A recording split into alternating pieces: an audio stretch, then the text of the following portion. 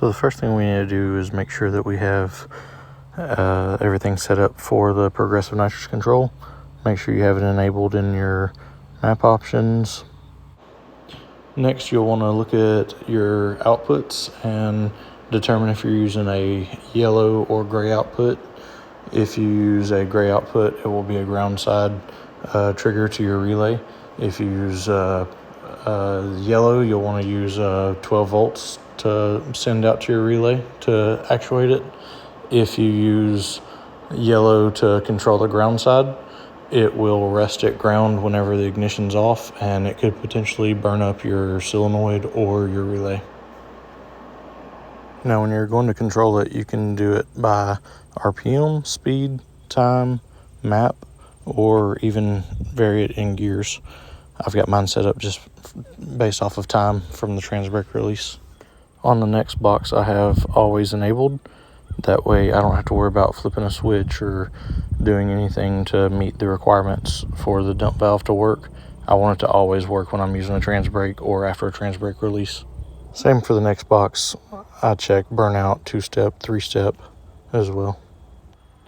Now this is an important one. Nitrous PWM for pre-launch. I have mine set at 100%. That's wide open on the dump valve while I'm on the trans brake. Now obviously we don't want any fuel enrichment or timing retard or anything like that. Even minimum and maximum RPM I max out for my combination so that it's not going to limit me.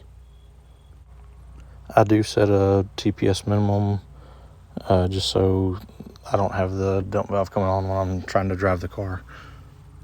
Now obviously the output at the bottom right there is going to be ground side or 12 volt depending on how you're firing your relay, or if you're using a yellow or gray output.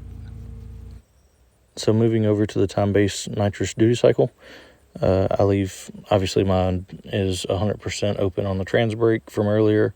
I leave it 100% open on most passes because I race a lot of marginal or even backside asphalt stuff. And anything over about 80% is going to be wide open. Below 20% is going to be closed. That's typical for most valves and relays. It will vary a little bit depending on what you have. Also, keep in mind the PWM is only going to work with a solid state relay.